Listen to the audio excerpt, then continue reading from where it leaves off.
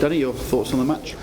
Got better as it went on in terms of our performance. Half time, the gaffer wasn't overly pleased and let the players know he wanted a little bit more on second balls. We felt, especially around our box, we were clearing it and they were landing on it straight away. As the game went on, I thought we started to dominate. Not forgetting that Ryan Boot made a couple of really important saves, by the way, which everyone says goalies are there to do, but they don't always do it. So fair play to Ryan. He's in a good run of form at the moment. But as it went on, you did even. I just thought, don't lose the game on a silly counter attack, but you did fancy us to score. The corners coming in and we were getting first contacts. You felt in a minute that the waves were going to part. And to be fair to Harrogate, they defended that box with their life, and you can't always win, especially after the good run we've been on. We did back ourselves to come and win today. We tried to go for the win, but even when it's like 92, 93 and they break down the left side, you're thinking don't lose. So you have to take the positive of that. We've gone up a place. If you draw it not to win today, it's the same points return, but I'd be lying if we didn't feel it was a little bit of an opportunity wasted today just to close that gap on the top 7. Yeah, leaving something out there really, I suppose, in a sense. Could you sense something coming though, the winner perhaps? I think, I did. I think just in a minute I thought we were just going to, because everything kept dropping to us and everything we worked on was working, and we were getting second balls around the box and first contacts everywhere. It was in the back of your mind that one hoof up the pitch and a slip, or like we just said off air, the ball just stops in the puddle by the dugout and they break through.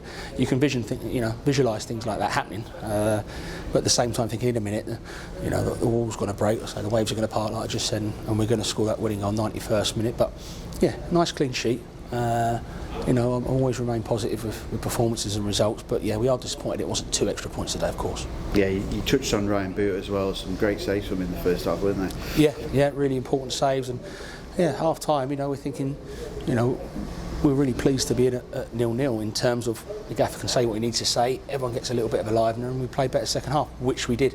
And there was only one team that I thought was going to go on to win the game at the same time. How many times have we said that, the result doesn't lie, and if they had got a goal, I wouldn't have lied, because it means that we didn't defend properly or we didn't take our chances. So at the end of the day, fair play to Harrogate. They defended for their lives. On another day, we'd like to think we score a couple of goals, but 4 unbeaten, and we're going to Barrow now as an unbeaten team, got up a place in the table, but loads to improve on, especially the first half today was pretty average. Was there temptation to throw on the armoury, because the subs bench was really strong today? Yeah. Sort of earlier, do you think? Yeah, it was a lot of discussion today on the bench for subs, and I think that's a credit to the quality of players that were sitting behind us all. So in hindsight, it's a great thing. But I thought today, Michael come on, showed some glimpses. Ryan nearly scores from cutting in. Obviously, some lads have come on and didn't really have a chance to impact the game.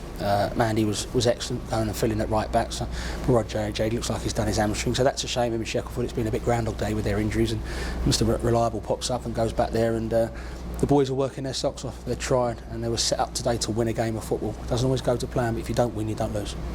How much of a frustration is it from, and I'm sure he's frustrated himself with Janoy Danasi, and he's there as replacing Ryan Shackelford for the remainder of the season. He's come in and done his hamstring as well. Yeah, it's frustrating. We've had a lot of them all season.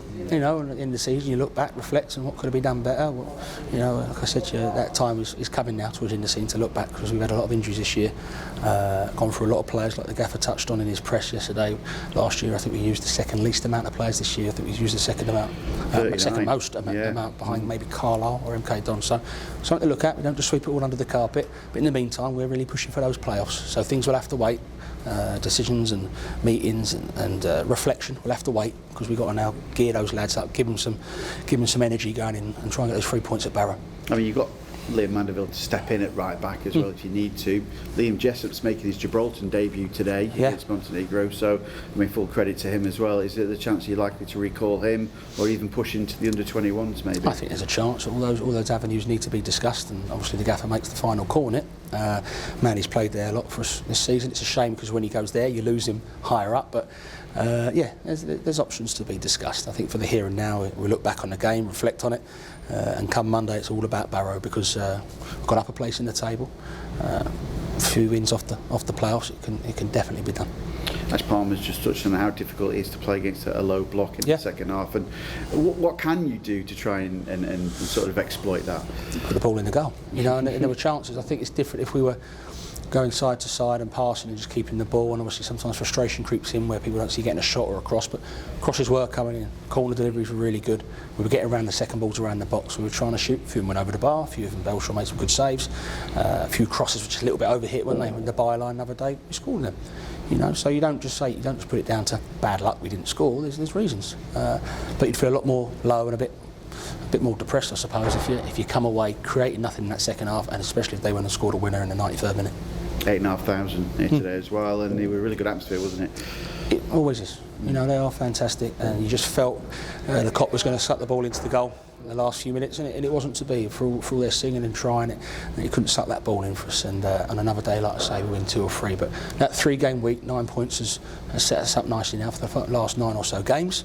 10 points from 12 was a good return. But like I said at the start of the interview, I'd be lying if I said we didn't feel like there's a little bit of an opportunity wasted today.